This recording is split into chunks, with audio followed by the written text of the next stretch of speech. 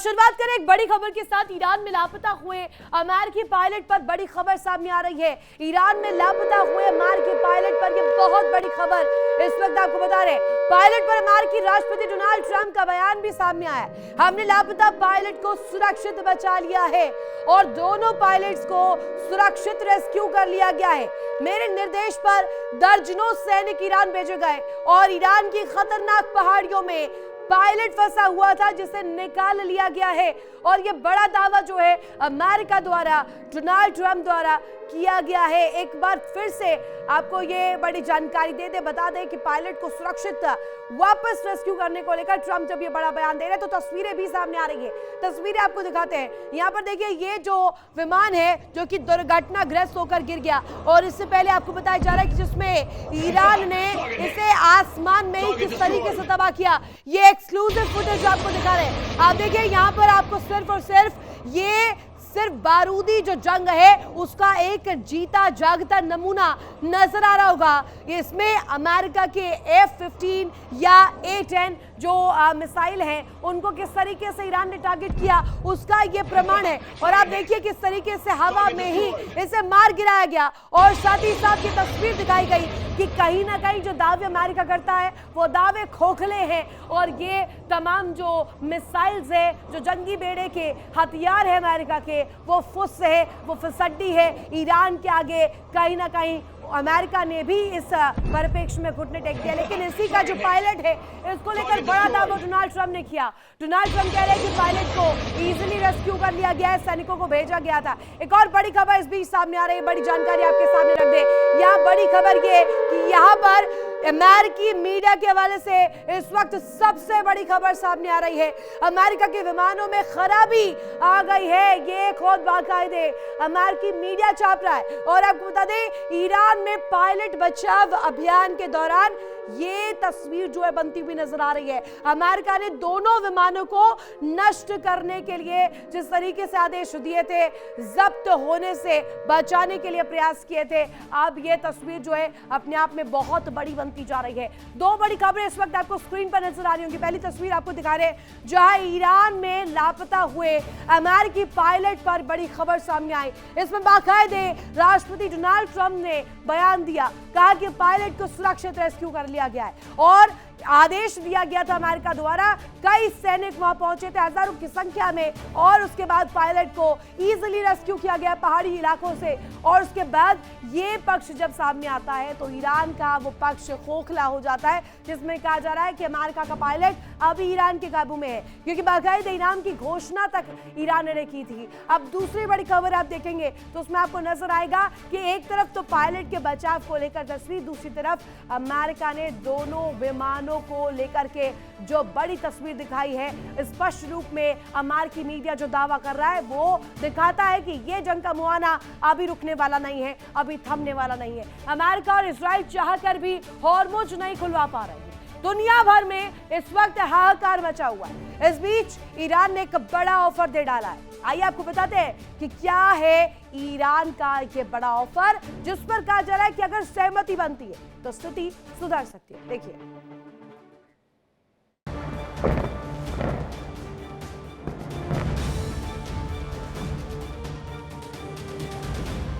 Iran ने Hormuz पर शिकंजा क्या कसा, दुनिया में हाहाकार मच गया, अमेरिका परेशान हो गया, डोनाल्ड ट्रंप टेंशन में आ गए। लेकिन ईरान टस से मस नहीं हुआ। कई देशों में पेट्रोल डीजल के दाम बेतहाशा बढ़ गए, जबकि कई देशों में लॉकडाउन जैसे हालात पैदा हुए। इस बीच अमेरिका ने साफ कर दिया कि उसे हॉर्मुज की जरूरत नहीं। अपने संबोधन में राष्ट्रपति ट्रंप ने कहा कि जो देश हॉर्मुज बंद होने से परेशान हैं, तो या तो अमेरिका से तेल ले सकते हैं या फिर खुद जाकर हॉर्मुज खुलवाकर तेल ले सकते हैं। इस बीच ईरान ने हॉर्मुज को लेकर दुनिया को बड़ा ऑफर दिया। ईरान का कहना है कि हॉर्मुज पर उसका पूरा नियंत्रण है और जिस देश को तेल चाहिए वो खुद आकर डील कर ले। ईरान के सूचना परिषद के प्रमुख इलियास हजरती ने कहा कि वो हॉर्मुज के रास्ते के इस्तेमाल के लिए यूरोपीय, एशियाई और अरब देशों के साथ समझौतों पर बातचीत करने के लिए ईरान तैयार है। ईरानी मीडिया के मुताबिक हजरती ने कहा, ट्रंप हॉर्मुज के बारे में बेतुकी बातें कर रहे हैं। पूरी दुनिया जानती है कि इस पर हमारा नियंत्रण है। हजरती ने यूरोपीय, एशियाई और अरब देशों को हॉर्मुज के इस्तेमाल के लिए समझौता करने को कहा। ईरान होर्मुज के पास एक टोल सिस्टम चाहता है। इसके तहत उसे अधिकार मिले हैं कि वो सभी जहाजों से कानूनी रूप से पैसा ले सके। हाल ही में ईरानी संसद की कमेटी ने इसे लेकर प्रस्ताव पेश किया था। इसमें जहाजों से पैसा लेने का अधिकार दिया गया। इस बीच ईरान के उप विदेश मंत्री काज़ेम गरीबाबादी के मुताबिक ईरान होर्मुज स्ट्रेट में समुद्री यातायात की निगरानी के लिए ओमान के साथ एक प्रोटोकॉल का ड्राफ्ट तैयार कर रहा है। उन्होंने कहा कि समझौते का मकसद जहाजों की आवाजाही में कोऑर्डिनेशन स्थापित करना और सुरक्षा बढ़ाना है, न कि प्रतिबंध लगाना।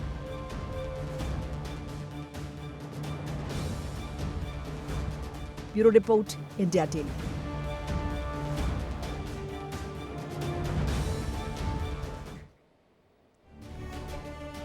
तो देखा आपने कैसे यहाँ पर दावे बनाम हकीकत की लड़ाई जो है अब धरातल पर भी नजर आ रही है। ईरान ने हॉर्मुज स्ट्रेट पर दावा किया है, वहां से गुजरने वाले जहाजों से टोल वसूलने का ये दावा सामने आया। आखिर क्यों, आइए आपको बताते हैं और डिटेल्स आपके सामने रखते हैं। हॉर्मुज के उत्तर में ईरान और दक्षिण में है ओमान और यूएई। हॉर्मुज की सामान्य तौर पर चौड़ाई है तकरीबन 50 किलोमीटर और संकरी जगह पर हॉर्मुज की चौड़ाई महज 33 किलोमीटर है। ये अपने आप में दिखाता है कि हॉर्मुज की इंपॉर्टेंस यहाँ पर दोगुनी नहीं 4 गुनी हो जाती है। हॉर्मुज में शिपिंग लेन की बात करें तो उसकी चौड़ाई मात्र 15 किलोमीटर है। ईरान और ओमान के बीच कई जगह समुद्री दूरी 24 समुद्री मील से भी कम है, लेकिन इसके बावजूद भी अमेरिका इसी जगह की वजह से कहा जा रहा है कि अपने कदम पीछे इस वक्त मोड़ते हुए नजर आ रहा है, मजबूर हो गया है। 24 समुद्री मील से कम दूरी होने पर मीडियम लाइन का सिद्धांत लागू होता है और मीडियम लाइन के तहत समंदर के बीच भी रेखा खींची जाती है, एक लाइन जो पूरी तरीके से डिवाइड कर दे। और मीडियम लाइन के उत्तर में ईरान और दक्षिण में ओमान स्थित है। अगर इस तरीके की कोई हलचल होती है जिसमें अमेरिका हॉर्मुज को नष्ट करने की ओर आगे बढ़ता है तो उसका दंश ओमान भी झेलेगा। और ईरान पर और ओमान को लेकर अपने अपने क्षेत्र के जो संसाधन है उनके इस्तेमाल का हक भी बताया जाता है और इस पर हक अभी तक ईरान ही जताता आया है। समूचे हॉर्मुज की बात करें तो समूचे हॉर्मुज पर ईरान के साथ ही यूएई, बहरीन और ओमान का भी हक है। लेकिन इस वक्त जो स्थिति है वहां पर माइंस बिछाने का काम हो, सेना की तैनाती का काम हो, अपने काबू में रखने का काम हो, ईरान ने हॉर्मुज पर हर पैंतरा आजमाया हुआ है। मीडियन लाइन के आधार पर अब तक कंट्रोल कर रहा था ईरान और ईरान अब पूरे इलाके पर अपना कब्जा जता रहा है। आप मैप देख रहे होंगे, मैप में आपको समझ आ रहा होगा किस तरीके से ये स्ट्रेट जो है जिसमें बताया जा रहा है कि यहीं से पूरी दुनिया का 20% तेल जो है वो पास होता है। लेकिन इस वक्त यही टेढ़ी खीर जो है डोनाल्ड ट्रंप के लिए साबित हो रही, क्योंकि अगर हमला भी किया गया तो भी बड़ा दंश जो है अमेरिका को, इजराइल को इसका उठाना पड़ेगा, क्योंकि ये जो देश है जो इसकी जद में आने वाला है वो भी सहयोगी एलाइज है अमेरिका के। एक बड़ी खबर सामने आ रही है, ईरान के तेल कारोबार से जुड़ी बड़ी खबर आपको बता दें। ईरान के खार्ग द्वीप को लेकर जहां बढ़ा तेल का निर्यात, ईरान की मीडिया के हवाले से खबर सामने आ रही है। ईरानी संसद के ऊर्जा आयोग के प्रमुख का बयान बाकायदे सामने आया है। खार्ग द्वीप से तेल का निर्यात बढ़ गया है और ये मूसा अहमदी का बयान जिसमें स्पष्ट रूप में दिखाया जा रहा है कि किस तरीके से ईरान एड्ज ले रहा है इस संघर्ष में, इस जंग में ईरान आगे सिकंदर के रूप में निकलता हुआ साबित हो रहा है। खार्ग द्वीप से तेल का जो निर्यात है वो 2 गुना 3 गुना हो चुका है और इसी को लेकर इस वक्त जो रुख है वो कहीं ना कहीं बेहद अहम हो जाता है। ये वही खार्ग द्वीप है जिस पर कहा जा रहा है कि सांसें पूरी दुनिया की अटकी हुई है और खार्ग द्वीप पर काबू पाने के लिए, स्ट्रेट ऑफ हॉर्मुज पर काबू पाने के लिए अमेरिका ने हर पैंतरा आजमाया, लेकिन हर पैंतरे में विफल हुए, वो कहीं ना कहीं असफल हुए। इसका नतीजा ये है कि आज इस जंग में, इस संघर्ष में अमेरिका को भी कदम पीछे करने पड़ रहे हैं। एक और बड़ी खबर इस बीच सामने आ रही है, हिजबुल्लाह का इजराइल पर बड़ा अटैक। उत्तरी इजराइल के किर्यात शमोना पर हमला किया गया है। हिजबुल्लाह के रॉकेट अटैक की तस्वीरें भी बाकायदे सामने आई है और ये दिखाता है कि पूरी दुनिया में एक तरह से प्रॉक्सी बनाम प्रॉक्सी की जो लड़ाई है ये सामने आते हुए बड़ा जो रूप है वो ले रही है। अब जरा जल्दी से आपको तस्वीरें दिखाते हैं हिजबुल्लाह का इजराइल पर ये बड़ा अटैक किस तरीके से सामने आया है। तस्वीरें आप देखिए, ये जो गोल घेरा आपको नजर आ रहा होगा, ये बताया जा रहा है कि इजराइल के वो इलाके हैं जो कि क्रूशली बताया जा रहा है बहुत इंपॉर्टेंट है, और इन्हें ही टारगेट करते हुए हिजबुल्लाह ने प्रूफ दिया है पूरी दुनिया को कि ईरान के साथ दमखम के साथ कनेक्ट है। और ये सीसीटीवी फुटेज के आधार पर आपको हम दिखा रहे हैं। आपको डेट और टाइमिंग देख के अंदाजा लग रहा होगा कि ये अटैक किस तरीके से सबसे ज्यादा लेटेस्ट तस्वीर है, और ये विध्वंस जो इस वक्त आपको इस तस्वीर में दिखाई दे रहा होगा, ये कहीं ना कहीं वही मंसूबे हैं जो ईरान रिवेंज के तौर पर अभी अपने संगठनों के जो अपने एलाई संगठन है उनका इस्तेमाल करते हुए इजराइल पर प्लान कर रहा है, टारगेट कर रहा है। ये आपको इलाका नजर आ रहा होगा, यहाँ पर आपको गाड़ियां दिखाई दे रही होंगी, एक कोई पार्किंग का रीजन मोस्ट प्रोबेबली ये नजर आ रहा है जहां पर ये अटैक किया गया। आपको इमारतें भी दिखाई दे रही होंगी, लेकिन हिजबुल्लाह का जो इजराइल पर ये स्ट्राइक है, ये अटैक है, ये इलाका जो है उत्तरी इजराइल का बताया जा रहा है किरियात शमोना पर ये हमला, रॉकेट अटैक की तस्वीरें बाकायदे सामने आना ये दिखाता है कि पूरी दुनिया में अभी जो जंग की आहट है और जो बड़ा खतरा, जो चिंताजनक तस्वीर इस वक्त रखी जा रही है एक्सक्लेमेशन मार्क के साथ, वो क्यों रखी जा रही है, और स्पष्ट रूप में हार का जो सबूत है एक मुख्यतः नमूना जो है अमेरिका की तरफ से भी रखा जाएगा, क्योंकि इजराइल कहा जा रहा है इसमें सीधे तौर पर इस लड़ाई में शामिल है, अमेरिका साथ दे रहा है और साथ वो सीआई के ठिकाने भी दे रहे हैं जहां पर से ये ऑपरेशन जो है ये अंजाम दिया गया था, जहां से अटैक सबसे पहले किया गया था। अमेरिका ईरान में अपने टारगेट को हासिल करने के लिए अब एक बड़ा कदम उठाने जा रहा है। हालांकि एक्सपर्ट्स का दावा इसमें सामने आ रहा है जिसमें कहा जा रहा है कि अमेरिका का ये कदम आत्मघाती भी हो सकता है, क्योंकि ये सेल्फ डिस्ट्रक्शन की ओर ले जाएगा अमेरिका को। कैसे, आपको खास रिपोर्ट दिखाते हैं जिसमें अमेरिका की किस तरीके से इसमें थू-थू होने वाली है। देखिए,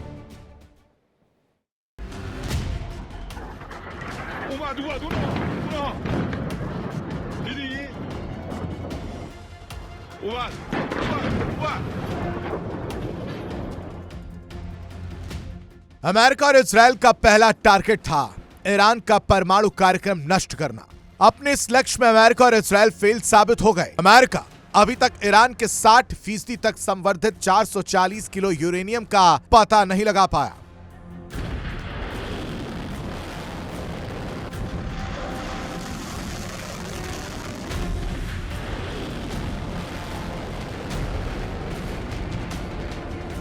अमेरिका ईरान के यूरेनियम को उससे दूर करना चाहता है, और यही वजह है कि अब अमेरिका ईरान में ग्राउंड ऑपरेशन की तैयारी कर रहा है।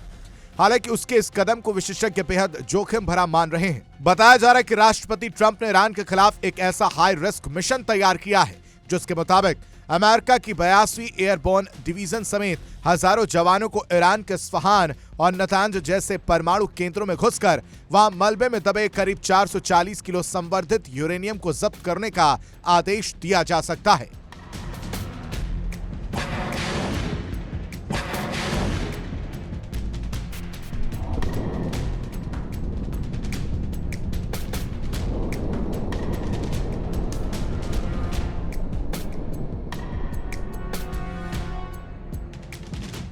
ईरान में अमेरिका का ग्राउंड ऑपरेशन बेहद खतरनाक और जानलेवा माना जा रहा है। अमेरिकी मीडिया के मुताबिक ट्रंप ने अमेरिकी सेना को ईरान की धरती पर घुसकर वहां के परमाणु ठिकानों से यूरेनियम को खोदकर लाने का आदेश दे दिया है।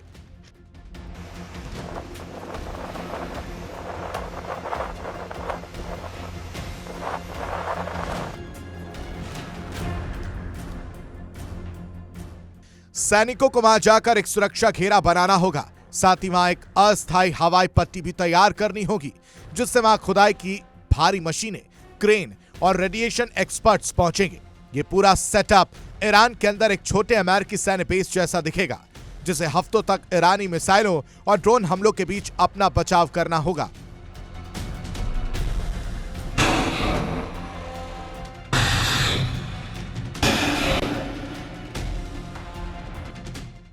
एक्सपर्ट दावा कर रहे हैं कि इस मिशन में भारी संख्या में सैनिकों की जान जा सकती है। यही नहीं, माना जा रहा है कि अगर इस मिशन में जरा सी भी चूक हुई तो दुनिया के एक बड़े हिस्से को रेडियो एक्टिव मलबे में तब्दील कर सकता है। यूरेनियम जब्त करने के लिए ग्राउंड ऑपरेशन कोई हल्का नहीं होगा। बल्कि इसके लिए हजारों अमेरिकी सैनिकों को हफ्तों तक ईरान की जमीन पर कब्जा जमा कर बैठना होगा।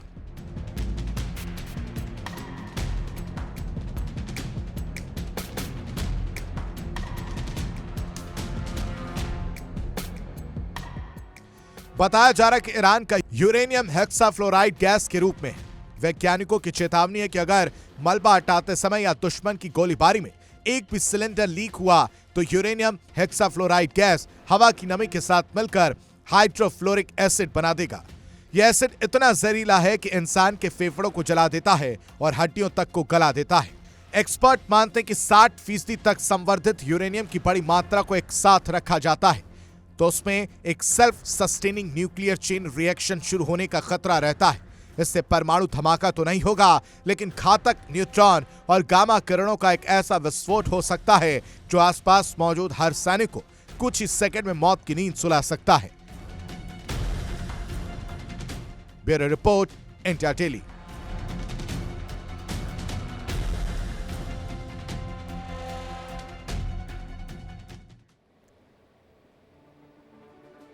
और ये जो लड़ाई है अमेरिका के लिए इस तरीके से इस वक्त खड़ी हो रही है कि कौन साथ देगा और कौन धोखा देगा, कौन बैकस्टैप करेगा। नेटो देशों को लेकर रुख तो हम पहले ही देख चुके हैं और इस पर बिलबिलाए डोनाल्ड ट्रंप की प्रतिक्रिया भी हमने दिखाई। लेकिन अब आपको दिखाते हैं कि यूएस के लिए कितना मुश्किल है ग्राउंड ऑपरेशन और ईरान के कुदरती कवच को क्या भेद पाएंगे अमेरिकी। ईरान का क्षेत्रफल लगभग 16.5 लाख वर्ग किलोमीटर है। पश्चिम और दक्षिण पश्चिम में जाग्रोस पर्वत श्रृंखला मौजूद है। ये कहा जा रहा है कि जो सीधे तौर पर माउंटेन रेंज है, सबसे डिफिकल्ट टास्क यहीं से शुरू होता है। इराक की सीमा से सटे इलाकों में एक प्राकृतिक दीवार है। ईरान के उत्तर में अल्बोर्ज की पहाड़ियां मौजूद है। मध्य में दश्ते कावीर और दश्ते लुत रेगिस्तान है। सेना के लिए लॉजिस्टिक सपोर्ट होगा यह बहुत मुश्किल, क्योंकि सीधे तौर पर रेगिस्तान में इस तरीके की मूवमेंट कराना डिफिकल्ट साबित होगा।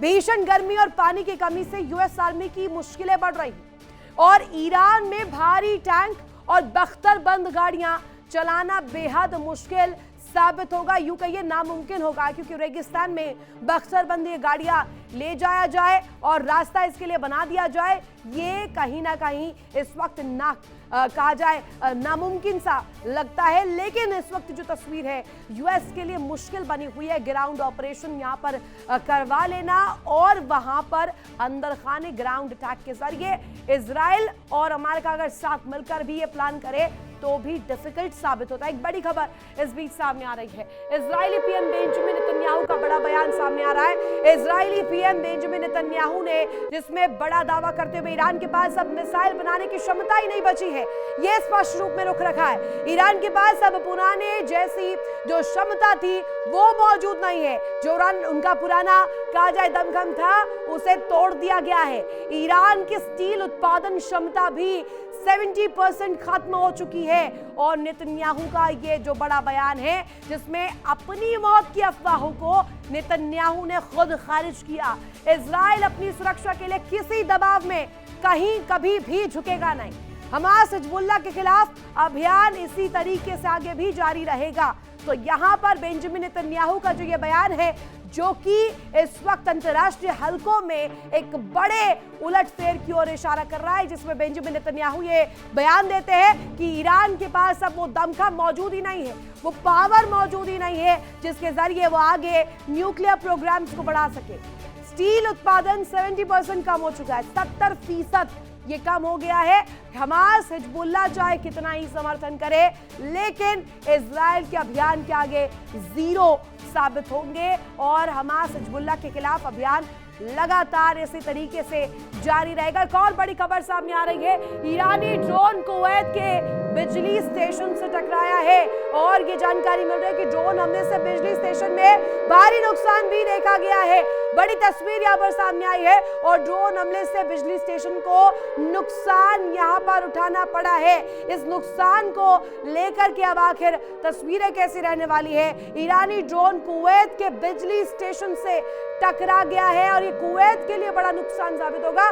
तस्वीर आपके सामने रख देते हैं। तस्वीर आप देखिए, ये बिजली सब स्टेशन है जिस पर कहा जा रहा है कि ईरानी ड्रोन जो है वो टकराया है। ये गोल घेरा आपको दिखाई दे रहा होगा, यही वो इलाका है, यही वो स्टेशन है, ये उसी की बिल्डिंग है जिस पर कहा जा रहा है कि ट्रेजिक तौर पर यहां इसे प्लान किया गया, यहां इसे टारगेट किया गया और यहीं पर कोलाइड होते हुए जब वो फटा तो ये भीषण बमबारी, ये धुएं का गुबार और आग की तस्वीर सामने आती है, जिसको लेकर के इस वक्त जो है पूरी कुवैत में चर्चा की जा रही है, क्योंकि ये बिजली स्टेशन जो है इस मायने में भी अहम हो जाता है क्योंकि यहीं से पूरी कहा जाए बिजली आपूर्ति का रास्ता इस इलाके में बनता है। और अगर इस तरीके से कुवैत पर बिजली सब स्टेशन पर या इंपॉर्टेंट जो स्टेशन है वहां पर ईरान टारगेट करता है तो इसका दंश जो है इन प्रॉक्सी कंट्रीज पर कितना भारी पड़ेगा ये वक्त रहते समझ आएगा। हालांकि ये जो दो बड़ी तस्वीरें आपके सामने हम रख रहे हैं, ये जो दो बड़ी खबरें हैं, पहली तस्वीर आप देखिए,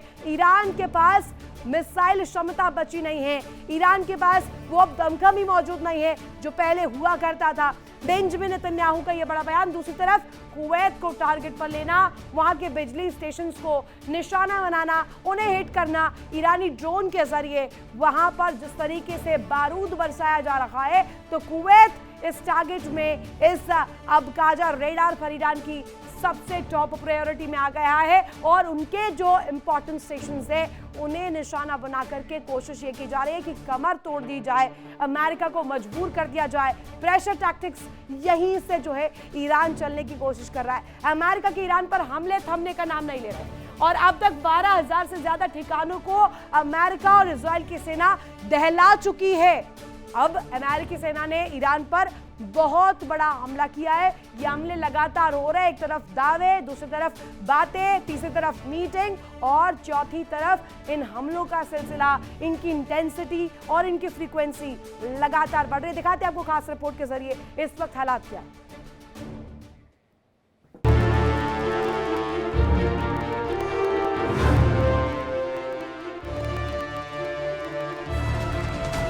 अमेरिका और इजराइल ने ईरान पर हमला किया।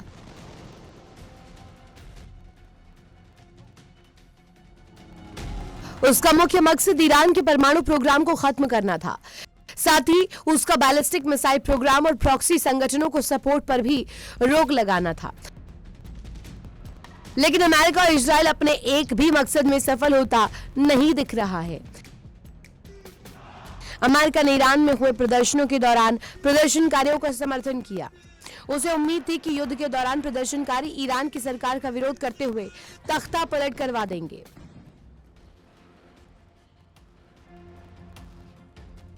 लेकिन ईरान सरकार की सख्ती के आगे प्रदर्शनकारियों की एक नहीं चली।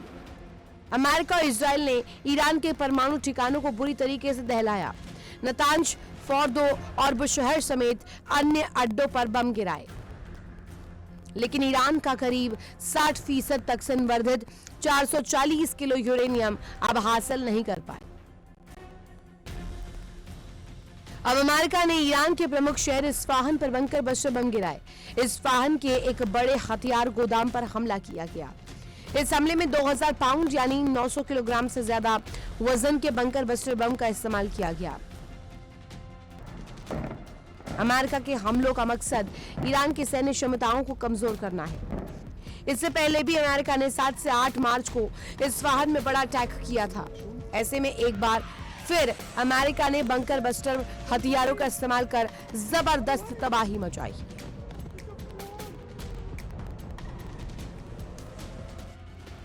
अमेरिकी रक्षा अधिकारियों के मुताबिक इस्फहान के हथियार डिपो को पूरी तरीके से नष्ट करने के लिए विशेष रूप से डिजाइन किए गए बंकर बस्टर बमों का इस्तेमाल किया गया।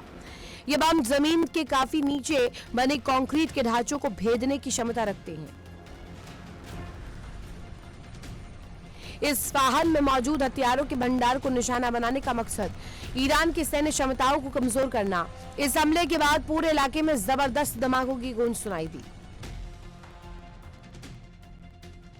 इस्फहान में हुए हमलों का वीडियो खुद राष्ट्रपति ट्रंप ने अपने सोशल मीडिया प्लेटफॉर्म पर शेयर किया, जिसमें रात के अंधेरे में आसमान की ओर उठती आग की लपटें और धुएं का विशाल गुबार साफ देखा जा सकता है। आशंका है कि इस घटना से मिडिल ईस्ट में चल रही जंग की आग और भड़क सकती है।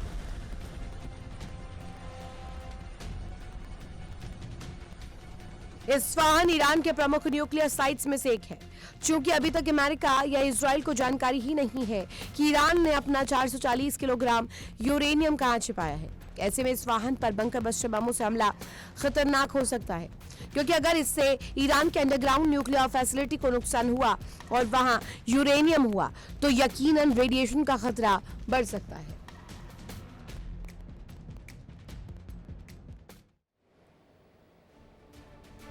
और वही अमेरिका ने इस्फहान में बंकर बस्टर बमों का इस्तेमाल किया। अब आइए आपको बताते हैं कि बंकर बस्टर बम होते क्या है, उसके जरिए विध्वंस किस तरीके से लाया जा सकता है।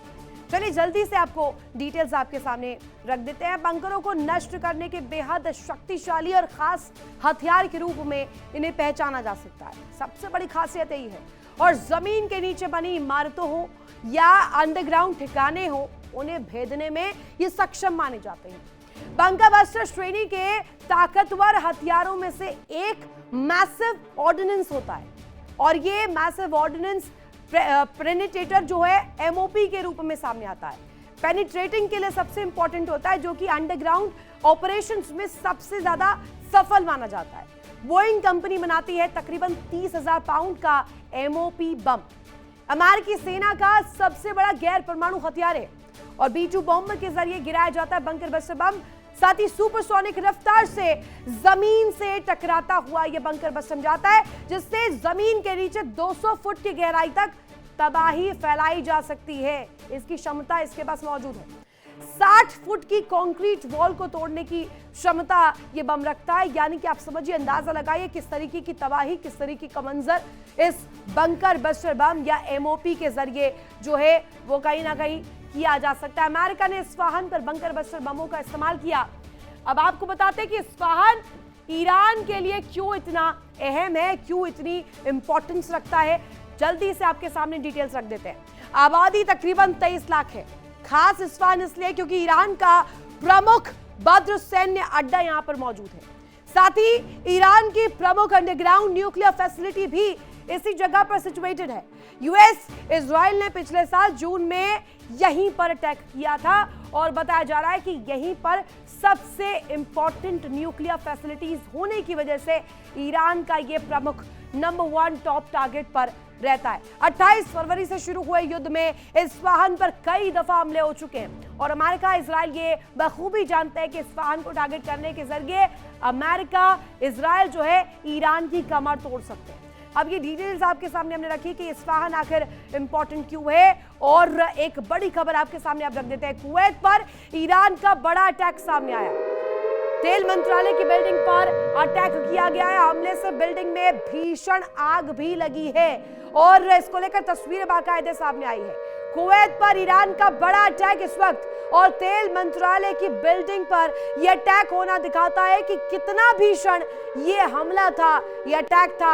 हमले से बिल्डिंग में भीषण आग भी लगी है। आप जल्दी से तस्वीरें आप देख लीजिए। तस्वीर किस तरीके से सामने आ रही है। कुवैत पर ईरान का यह अटैक। ये इमारत आपको नजर आ रही होगी, कई बहुमंजिला इमारत जो है यहाँ पर टारगेट पर लिए गए हैं और आपको ऊपरी छोर पर जो इसका टॉप फ्लोर है, जो बिल्डिंग का ऊपरी हिस्सा जो है वो इस वक्त आग की जब्त में नजर आ रहा होगा और धुआं ऊपर उठता हुआ आपको दिखाई दे रहा होगा। यानी कि इस इलाके को, इस इमारत को टारगेट करके वहां पर सिविल लोगों को टारगेट करने की कोशिश एक तरह से आप इसे कह सकते हैं। और ईरान अब आर पार के मूड में नजर आ रहा है। ईरान वहां पर चाहे सिविल लोग हो, इमारतें हो, साथ ही साथ स्टेशन हो, बिजली घर हो, इन तमाम जो टारगेट है उनके जरिए ये दिखाना चाहता है कि ईरान अब आर पार का जो मन है वो बना बैठा है, कमर कस चुका है। और ये उसका जीता जागता प्रमाण आपके सामने, जहां किस तरीके से कुवैत पर जब ये अटैक किया गया, ये दिखाता है कि तेल मंत्रालय की इस बिल्डिंग पर अटैक के जरिए यहाँ पर आम नागरिक भी मौजूद हो सकते हैं। अगर उन पर भी इस तरीके की तस्वीर बनी या इसका रेपरकशन उन्हें झेलना पड़ा तो अब समझिए कुवैत को टारगेट पर ईरान ने कैसे लिया। एक बड़ी खबर सामने आ रही है, बड़ी जानकारी आपके सामने रख देते हैं। हिजबुल्लाह ने दक्षिणी लेबनान में तैनात किए ड्रोन्स और ये दिखाता है हिजबुल्लाह ने अब लेबनान को टारगेट करना शुरू कर दिया। हिजबुल्लाह इजरायली सेना को निशाना बना रखा है, यानी कि स्पष्ट रूप में फाइबर ऑप्टिक गाइडेड ड्रोन का इस्तेमाल यहां पर किया गया है और ड्रोन ने इजरायली टैंकों पर भीषण बैक टू बैक हमले किए हैं। ये अपने आप में बड़ी तस्वीर हो जाती है क्योंकि यहां पर फाइबर ऑप्टिक जो तकनीक है उसका इस्तेमाल करते हुए ये जो हमले प्लान किए गए। आप देखिए ये सैटेलाइट इमेजेस आपको दिखा रहे हैं, आपको टारगेट भी लॉक नजर आ रहा होगा और इस फाइबर ऑप्टिक का जो गाइडेड ड्रोन है उसका टारगेट यहां पर सटीक तौर पर कैसे आगा गया और यहां पर हमला करने की जो तस्वीर है वो सामने आ रही है। ड्रोन ने इजरायली टैंक्स, ये टैंक्स देखिए, ये इजराइल के टैंकर्स जो घूम रहे थे उन्हें निशाना बनाया गया। ये टैंक्स जो है जिन्हें खत्म करने के लिए, इन्हें नाबूद करने के लिए ईरान ने यहां पर फाइबर ऑप्टिक्स ड्रोन का इस्तेमाल किया है और इन ड्रोन्स के जरिए सटीक तौर पर बड़े प्रिसाइज हमले करने की कोशिश यहां पर की गई है। कहा गया कि इसके जरिए आ रहा है कि इजरायली टैंकों को निशाना बनाने के जरिए बड़ी जो ताकत है, जो जंगी बेड़े में सबसे अहम कड़ी साबित होते हैं, उन टैंकों को निशाना बनाकर जंग में पिछाड़ा जाए, जंग में पीछे धकेल दिया जाए इजराइल को। और ड्रोन्स ने इजरायली टैंकों पर जब भीषण हमले किए वो अपने आप में दिखाता है कि किस तरीके की तस्वीर और एक नमूना जो ईरान यहां पर दिखा रहा है जिसमें विध्वंस की विध्वंस, और चाहे हम बात करें खाड़ी की, वहां पर इसी तरीके की तस्वीर इस वक्त, इसी तरीके का मंजर जो है वो नजर आ रहा है। दो तस्वीरें आपको नजर आ रही होंगी, दो बड़ी खबरें भी आपको दिखाई दे रही होंगी इस वक्त स्क्रीन पर। पहली तस्वीर वो मंत्रालय की बिल्डिंग जिसको टारगेट ईरान ने किया और ये बिल्डिंग जो है कुवैत में स्थित है। कुवैत की इस बिल्डिंग पर हमले करके इसका असर जो है, इसका दंश जो है ईरान जो है लगातार अमेरिका के साथ साथ इजराइल को इनडायरेक्टली इसका रेपरकशन झेलने के लिए मजबूर कर रहा है। और दूसरी तरफ आप देखिए फाइबर ऑप्टिक गाइडेड ड्रोन्स का इस्तेमाल, यानी कि इस तस्वीर में, इस जंग में, इस संघर्ष में अब नई नई तब्दीलियां और गाइडेड बम्स का इस्तेमाल करते हुए टारगेट को हिट करने के इरादे से जो ये प्लांट किए गए ड्रोन और ये ड्रोन्स जब भेजे गए, ये दिखाता है कि आगे किस तरीके की तस्वीर इसके जरिए दिखाने का प्रयास किया जा रहा है। ईरान से जंग में अमेरिका को एक बार फिर से बड़ा झटका लगा है। ईरान ने दावा किया कि उसने अमेरिका के एक और विमान को तबाह कर दिया, लेकिन असली हकीकत क्या है दिखाता है।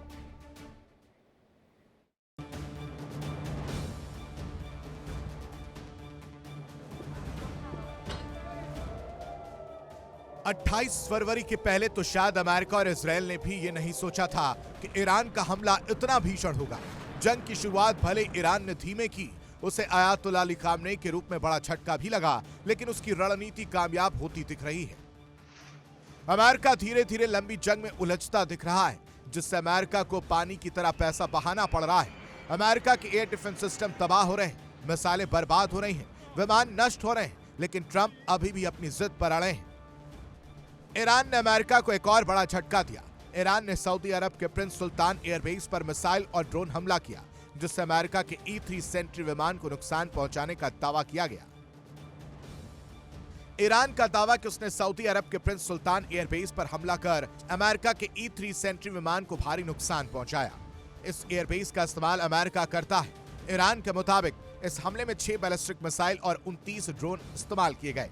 इन भीषण हमलों में करीब 4100 करोड़ रुपए से 5800 करोड़ रुपए तक की कीमत वाला बोइंग का E-3 सेंट्री विमान नष्ट हो गया। ईरानी मीडिया ने जो तस्वीरें जारी की हैं, उनमें विमान बुरी तरह टूटा हुआ दिख रहा है और उसका बड़ा हिस्सा नष्ट हो चुका है।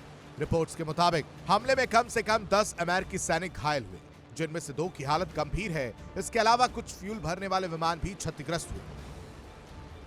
अमेरिका के पास E-3 विमान पुराने और सीमित संख्या में हैं। फिलहाल सिर्फ 16 विमान ही बचे हैं। इनमें से 6 विमान यूरोप और मिडिल ईस्ट में तैनात किए गए। E-3 विमान हवा और जमीन की निगरानी और कमांड कंट्रोल का काम करते हैं। इनके इंजन और एयरक्राफ्ट पुराने हैं और रखरखाव कठिन है। E-3 विमानों को उड़ता हुआ रडार स्टेशन कहा जाता है। इसके ऊपर एक बड़ा घूमता हुआ रडार डोम है। इसमें 13 से 19 एक्सपर्ट्स और 4 क्रू मेंबर्स होते हैं। ये विमान इलाके में विमानों की, नेवी की या आर्मी की एक्टिविटीज को ट्रैक करता है। ये युद्ध के समय कमांड और कंट्रोल का काम भी करता है। किसी हमले की स्थिति में ये विमान जरूरी जानकारी भी देता है। ईरान ने यह भी दावा किया कि IRGC ने लंबी और मध्यम दूरी की मिसाइलों और ड्रोन का इस्तेमाल किया। साथ ही एक अमेरिकी MQ-9 ड्रोन को मार गिराने और एक F-16 फाइटर जेट को निशाना बनाने का दावा किया गया है। साफ है कि अमेरिका के लिए जंग न केवल थकाऊ बल्कि महंगी भी साबित हो रही है। Bureau report, India daily.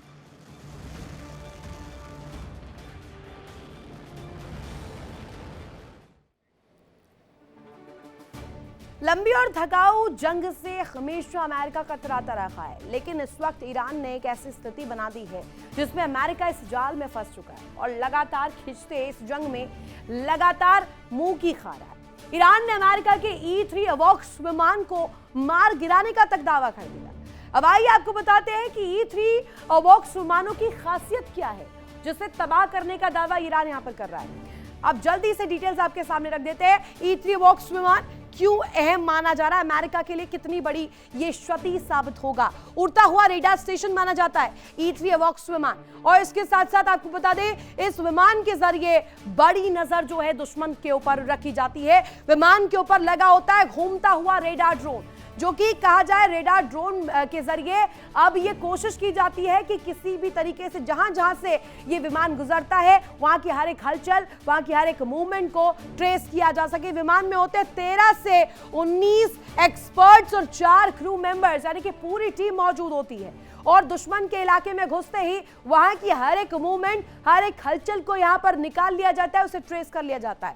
इलाके में आर्मी हो, नेवी हो या एयरफोर्स हो, इनकी गतिविधियों पर नजर रखी जा सकती है। पैनी यहां पर निगाहें जो है इन टीम मेंबर्स की बनी होती है। दुश्मन की मिसाइलों और विमानों को ट्रैक करने की क्षमता इस E-3 अवॉक्स विमान में रहती है। साथ ही आपको बता दें युद्ध के समय कमांड और कंट्रोल का भी दमखम इस E-3 अवॉक्स विमान में होता है, जिसके जरिए दुश्मन को पछाड़ने के लिए सबसे अहम कड़ी के रूप में खुद को यह साबित करवाता है। लेकिन अभी ये जो दावा ईरान द्वारा किया गया, ईरान जब कह रहा है कि इसे गिरा दिया गया है, इस पर अटैक किया गया है, इसे तबाह कर दिया गया है, यानी इसका दंश किस तरीके से निकलने वाला है अमेरिका पर। एक बड़ी खबर इस बीच सामने आ रही है। कुवैत सरकार के कार्यालय पर ईरान का ड्रोन अटैक सामने आया और ईरानी ड्रोन हमले से भारी नुकसान वहां पर होता हुआ भी दिखाया गया। हमले के बाद कुवैत के शुवैख ऑयल कॉम्प्लेक्स में भीषण आग लगती हुई इसकी तस्वीरें सामने आई। ईरानी ड्रोन हमले से चारों तरफ अफरा तफरी का मंजर भी देखा गया, यानी कि तस्वीरें इस वक्त दिखा रही है कि कुवैत को टारगेट पर किस तरीके से ईरान ले रहा है। अब जरा जल्दी से आपके सामने तस्वीरें रख देते हैं। तस्वीरें आप देखिए, ये एक दफा फिर से कुवैत की तस्वीर है। कुवैत में अलग अलग जगहों पर और सटीक हमलों के जरिए इस इंटेंसिटी को दिखाते हुए ईरान अगर कुवैत को टारगेट कर रहा है, मतलब साफ है कि कुवैत अब नेक्स्ट अगर कहा जाए स्टॉप है, रिवेंज स्टॉप है और अब अगला निशाना कुवैत बनने वाला ईरान का। इससे पहले हमने आपको दिखाया था तेल मंत्रालय पर, और दूसरी तस्वीर आप आपको इस इमारत की दिखा रहे हैं जहां किस तरीके से हमले जो है प्लान किए गए।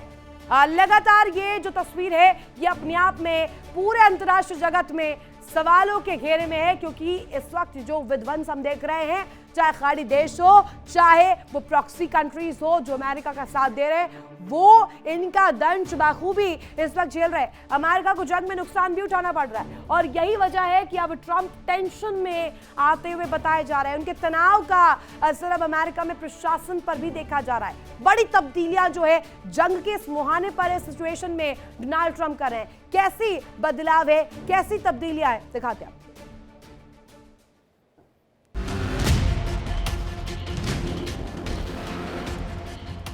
अमेरिका और इजराइल की उम्मीद से आगे बढ़कर ईरान ने जो पलटवार किया, उसने दुनिया को सख्ती में डाल दिया। अब देशों को जला दिया, दुनिया में हाहाकार मचा दिया और सबसे बढ़कर ट्रंप को टेंशन में डाल दिया। खाड़ी में जारी संघर्ष में अमेरिका को भारी नुकसान उठाना पड़ा। अमेरिका के करोड़ों के संसाधन नष्ट हो गए, मिसाइल्स बर्बाद हो गई, जखीरा खाली हो रहा है। हालात ऐसे हैं कि अमेरिका ना तो जंग में आगे बढ़ पा रहा है और ना ही अपनी जीत का ऐलान कर जंग खत्म कर पा रहा है। ऐसे हालात के बीच राष्ट्रपति ट्रंप बौखला गए हैं। उनके बयानों और कार्रवाइयों के बीच तालमेल नहीं दिख रहा। अपने संबोधन में ट्रंप ने दावा किया कि ईरान की ताकत खत्म हो चुकी है, लेकिन ईरान के पलटवार से कहीं ऐसा लग नहीं रहा। अब तक होर्मुज खुलवाने की कोशिशों में लगे ट्रंप ने अब इससे अपना पल्ला झाड़ लिया है। साफ है कि अब अमेरिका जंग में पूरी तरह फंस चुका है और इसका परिणाम अमेरिका में बड़े अधिकारियों की छुट्टी के रूप में सामने आ रहा है। रक्षा मंत्री पीट हेग्सेथ ने army chief general Randy George को पद छोड़ने और रिटायर होने का निर्देश दिया है। रक्षा विभाग के मुताबिक जनरल रैंडी जॉर्ज 41वें आर्मी चीफ ऑफ स्टाफ के पद से रिटायर हो रहे हैं, जबकि उनके कार्यकाल में अभी 1 साल से ज्यादा का वक्त बाकी था। सूत्रों के मुताबिक ये फैसला सेना में लीडरशिप चेंज की जरूरत को देखते हुए लिया गया। माना जा रहा है कि मौजूदा हालात में प्रशासन ऐसे सैन्य नेतृत्व को आगे लाना चाहता है जो उसकी रणनीतिक सोच और प्राथमिकताओं के मुताबिक काम करे। फिलहाल जॉर्ज की जगह सेना उप प्रमुख जनरल क्रिस्टोफर लानेव को कार्यवाहक आर्मी चीफ बनाया गया है। गाज केवल सैन्य अधिकारियों पर ही नहीं, सिविल अधिकारियों पर भी गिर रही है। राष्ट्रपति ट्रंप ने अपनी भरोसेमंद सहयोगी और अटॉर्नी जनरल पाम बॉन्डी को पद से हटा दिया है। माना जा रहा है कि बॉन्डी दूसरे बड़ी कैबिनेट मंत्री है, जिन्हें ट्रंप ने महज कुछ ही हफ्तों में बाहर का रास्ता दिखा दिया। पामेला बॉन्डी फ्लोरिडा की एक दिग्गज प्रोसिक्यूटर रही हैं। साल 2011 से 2019 तक वो फ्लोरिडा के अटॉर्नी जनरल रहीं, जहां उन्होंने ड्रग्स और मानव तस्करी के खिलाफ अभियान चलाया। साल 2020 में ट्रंप के पहले इम्पीचमेंट केस के दौरान पाम ने ट्रंप के डिफेंस वकील के रूप में काम किया था। अमेरिकी राष्ट्रपति अपनी कैबिनेट में बड़ा बदलाव करने जा रहे हैं। खबरों के मुताबिक FBI डायरेक्टर समेत कई अधिकारियों को पद छोड़ने को कहा जा सकता है। दावा किया जा रहा है कि FBI डायरेक्टर काश पटेल समेत आर्मी सेक्रेटरी डैनियल ड्रिस्कॉल और लेबर सेक्रेटरी लोरी चावेज डेनमर पर भी गाज गिर सकती है। साफ है कि राष्ट्रपति ट्रंप बेहद परेशान हैं और वो बौखलाहट में आकर कई विवादित फैसले ले रहे हैं। हालांकि फैसले कितने काम के हैं या नाकाम साबित होंगे ये तो वक्त बताएगा, लेकिन फिलहाल इन्हें लेकर सवाल जरूर उठ रहे हैं।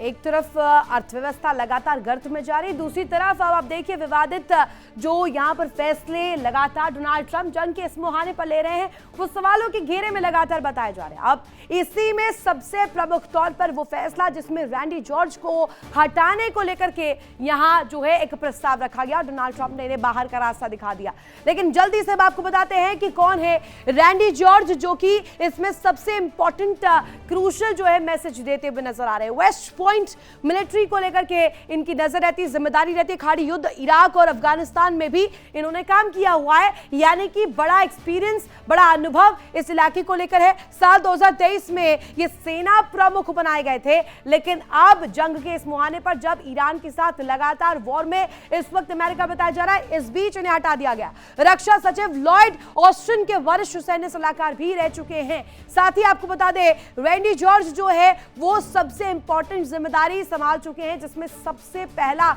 जब अटैक हुआ तो जॉर्ज ही वो शख्स थे जिन्होंने ये भूमिका और ये जिम्मेदारी जो है वो निभाई है। फ्लोरिडा की दिग्गज प्रोसिक्यूटर रही। अब बात करते हैं पामेला बॉन्डी को लेकर के, जिसमें सीधे तौर पर यह बताया जा रहा है फ्लोरिडा में बड़ा दमखम इस महिला शख्स का था। और खास तौर पर अब पामेला को लेकर अगर हम आपको जानकारी दें, 2011 से 2019 तक फ्लोरिडा की अटॉर्नी जनरल ये रह चुकी हैं, जिन्हें बाहर का रास्ता एग्जिट ऑर्डर दे दिया गया डोनाल्ड ट्रंप द्वारा। ड्रग्स और मानव तस्करी के खिलाफ आक्रामक अभियान इन्होंने कई दफा चलाया है और इनको कई दफा इसके जरिए भी पॉपुलैरिटी मिल चुकी है। 2020 की बात करें तो इम्पीचमेंट के दौरान ट्रंप की डिफेंस वकील भी ये रही थी और ट्रंप के लिए इन्होंने वकालत की थी। उस दौरान इस मामले को लेकर के भी कई दफा जो है चर्चाओं में रह चुकी है कि 2020 में जब ये इम्पीचमेंट प्लान किया गया, इस इम्पीचमेंट के दौरान जब इन्होंने वकालत की और ट्रंप की डिफेंस में जब ये खड़ी हुई तो कहीं ना कहीं पूरी दुनिया में इन्हें जाना गया, इन्हें समझा गया। किसी भी युद्ध में देश के रक्षा मंत्री की भूमिका सबसे अहम मानी जाती है, काफी अहम होती है। अमेरिका में भी कुछ ऐसा ही है। ईरान से युद्ध में पीट हेग्सेथ की भूमिका काफी अहम मानी जा रही है। अब जबकि अमेरिका के वरिष्ठ अधिकारियों पर गाज गिर रही है, तो क्या हेग्सेथ बच पाएंगे? क्योंकि इतिहास बताता है कि जो अमेरिका की तरफ से इस तरीके का रुख रखा, जैसा कि पीट हेग्सेथ रख रहे हैं, वो कहीं ना कहीं रेडार में आया है और उसने भी अपनी कुर्सी गंवाई है। लेकिन क्या पीट हेग्सेथ के साथ भी ये वाली गुत्थी, ये वाली थ्योरी सच साबित होगी? एक रिपोर्ट के जरिए आपको दिखाते हैं।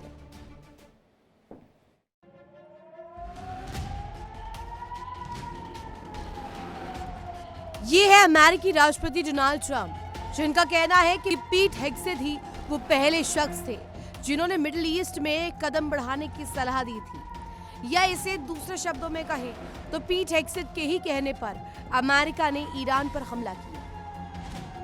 राष्ट्रपति ट्रंप का यह बयान ईरान से युद्ध के बीच रक्षा मंत्री पीट हेग्सेथ की अहमियत को बताता है। यह मान सकते हैं कि जंग में आज जो अमेरिका फंस गया है उसके लिए काफी हद तक पीट हेग्सेथ ही जिम्मेदार है।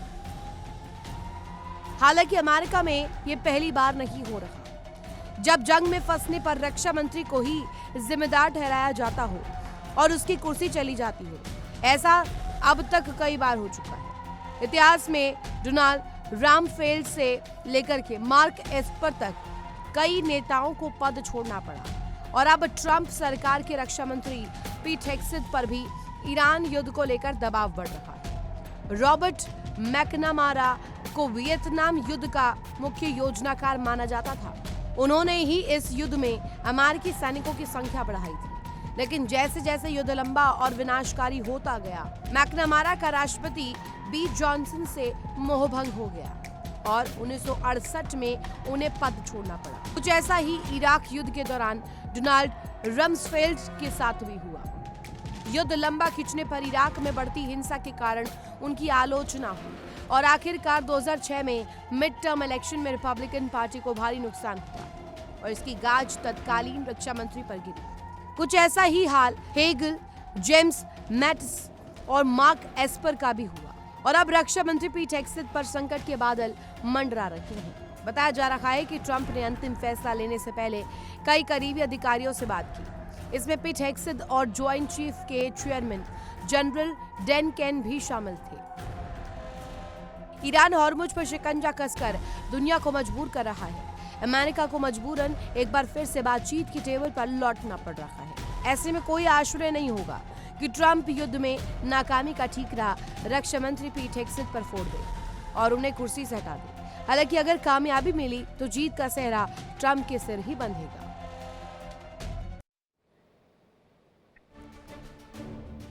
और यहाँ पर अब लगातार ये सवाल उठ रहा है कि ट्रंप के क्या दावे खोखले साबित हो रहे हैं, लेकिन ईरान अपने अधूरे टारगेट्स को अब पूरा करने के लिए अब उस रिवेंज टैक्टिक्स के जरिए, जिसके जरिए रूस और यूक्रेन में जब हम अगर देखें उस थ्योरी के तहत, गोरिल्ला वॉरफेयर के तहत अब लगातार उस रिवेंज नीति को आगे बढ़ाते हुए अमेरिका इजराइल को टारगेट पर ले रहा है। लेकिन इसके साथ साथ ये बड़ा इस वक्त सवाल खड़ा हो रहा है कि ट्रंप क्या अब ट्रैप में फंस चुके हैं, और अगर हाँ तो आगे आने वाले समय में इस बिलबिलाहट का क्या नतीजा पूरी दुनिया, इंसानियत झेलने वाली है। इसी के साथ इस खास कार्यक्रम विस्फोट में आज के लिए बस इतना ही। फिर होगी मुलाकात। आप देखते रहिए इंडिया डेली। इंडिया डेली अब आपके स्मार्ट टीवी पर मौजूद है। इंडिया डेली 24/7 देखिए अब इन सभी प्लेटफॉर्म्स पर लाइव।